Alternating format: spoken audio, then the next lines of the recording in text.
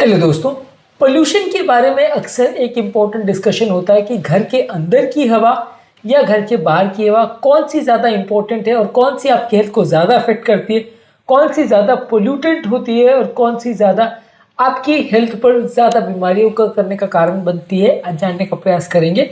आज का टॉपिक है indoor air versus outdoor air, कौन सी ज़्यादा इम्पोर्टेंट है और कौन सी ज़्यादा वर्स है आपकी हेल्थ के लिए। टॉपिक पर जाने से पहले जो लोग हमारे चैनल पर नए हैं उन्हें रिक्वेस्ट करूंगा कि चैनल को सब्सक्राइब करें। हमारे चैनल का पर्पस है हेल्थ एजुकेशन के द्वारा आपको हेल्दी बनाना। इस मिशन में आप हमारे सहभागी बन सकते हैं। चैनल को सब्सक्राइब करके, वीडियोस को लाइक करके। अच्छी हेल्थ बनाने के लिए अच्छा हेल्थ एजुकेशन होना ज़रूरी है, इसलिए कंटेंट फ्रेंड्स फैमिली के साथ शेयर करिए, क्योंकि कंटेंट दूसरों की लाइफ बदलने और बचाने में मदद कर सकता है। टॉपिक के दौरान कुछ इंटरेस्टिंग साइंटिफिक फैक्ट्स, कुछ प्रैक्टिकल यूटिलिटी की बातें, कुछ साइंटिफिक स्टडीज़ के बारे में आपको बताऊंगा जो आपको ज्ञान भी देंगे और हैरान भी करेंगे, इसलिए बने रहिए हमारे साथ एंड तक। चलिए शुरू करते हैं हमारे साथ हेल्थ का सफर। टॉपिक पे जाने से पहले सबसे इंपॉर्टेंट सवाल जो हम एड्रेस करेंगे कि आपकी हेल्थ के लिए ज़्यादा ज़रूरी है घर के अंदर की हवा ना कि घर के बाहर की हवा, क्योंकि दिन भर का 80 से 90% टाइम आप घर के अंदर बिताते हैं और 80 से 90% टाइम जो आप एयर ब्रीथ करते हैं वो इंडोर एयर होती है ना कि आउटडोर एयर। क्योंकि आउटडोर एयर से बेसिकली मतलब ये है कि घर या बिल्डिंग से बाहर की हवा, यानी कि सड़कों की हवा, उसमें आप कंपैरेटिवली कम टाइम स्पेंड करते हैं। इंडोर एयर से बेसिकली मतलब है कि घर पे और ऑफिस में जो आपको एयर ब्रीथ करने मिलती है वो कंपैरेटिवली आपका ज़्यादा वक्त लेती है, ज़्यादा आपके लंग्स के अंदर जाती है, तो वो कंपैरेटिवली आपकी हेल्थ को ज़्यादा अफेक्ट करती है, इसलिए उस पर फोकस करना ज़्यादा ज़रूरी है। घर के अंदर या क्लोज स्पेसेस ऑफिस के अंदर होने वाले पोल्यूशंस के इंपॉर्टेंट कारणों में कुकिंग फ्यूम्स इंपॉर्टेंट है। गैस स्टोव, तंदूर, फ्राइंग, तड़का, ये सारी चीज़ों से पार्टिकुलर 2.5 भी निकलता है, कार्बन मोनोऑक्साइड निकलता है, नाइट्रोजन डाइऑक्साइड निकलता है। 1 घंटे यदि आप घर पर कुकिंग करते हो वो लगभग उतना ही पोल्यूशन और पार्टिकुलेट मैटर अंदर पहुंचाता है जितना कि 1 घंटे आप बिजी रोड पर अगर खड़े रहते हो, जितना पार्टिकुलेट मैटर जाता है। तो इसलिए कुकिंग को एक पोल्यूशन करने के हिसाब से एक इंपॉर्टेंट एक्सरसाइज मानिए।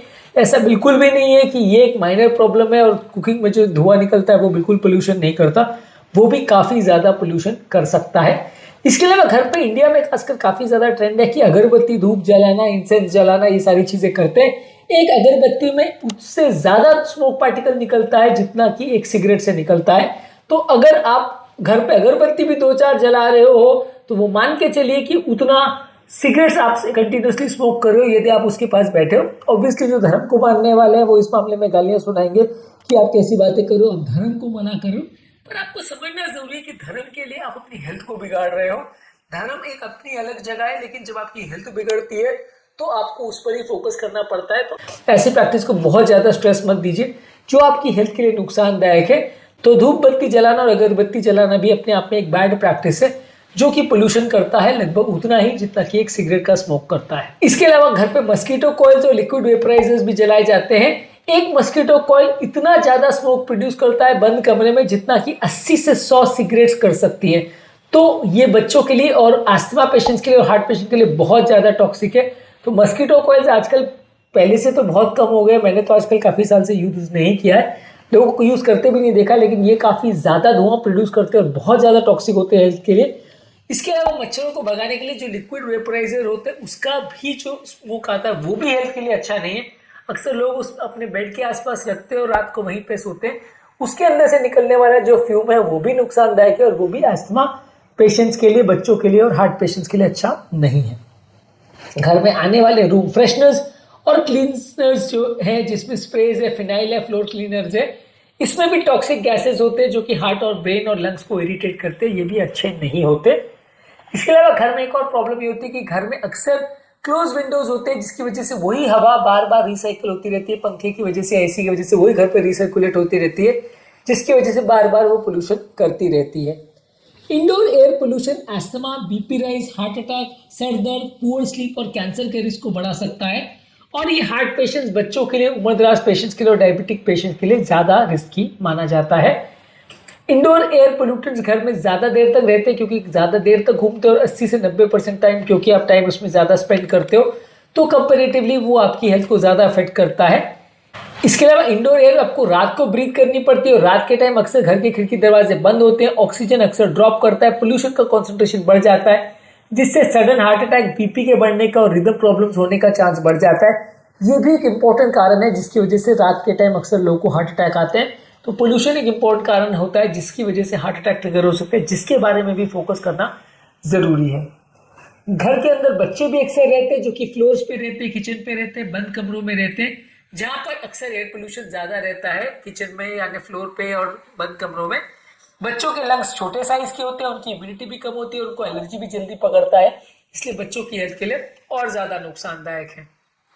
इसके अलावा समझना जरूरी कि घर पर मौजूद एयर प्यूरिफायर जो है वो खाली हवा को क्लीन करते हैं, लेकिन कई पोल्यूशन के सोर्स जैसे कुकिंग से आने वाला स्मोक है, स्प्रेज या अलग अलग परफ्यूम से आने वाला जो स्मोक है और अगरबत्ती का धुआं है, इसको ये क्लीन नहीं कर सकता।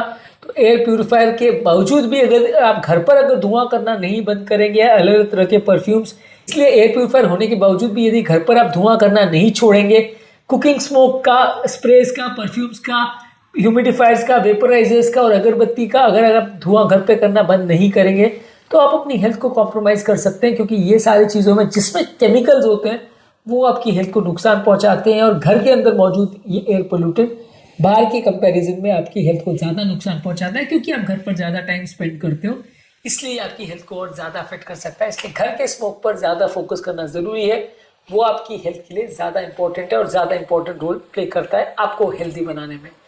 उम्मीद करूंगा कि आज के टॉपिक में कुछ नई बातें जानने को मिली होगी। जो लोग हमारे चैनल पर नए हैं उन्हें रिक्वेस्ट करूंगा कि चैनल को सब्सक्राइब करें। हमारे चैनल का पर्पज़ है हेल्थ एजुकेशन के द्वारा आपको हेल्दी बनाना। इस मिशन में आप हमारे सहभागी बन सकते हैं चैनल को सब्सक्राइब करके, वीडियोज़ को लाइक करके।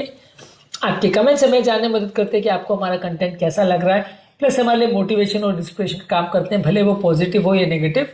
इसलिए कमेंट्स करते रहिए, वीडियोज़ को देखते रहिए और हेल्थ के सफ़र में आगे बढ़ते रहिए।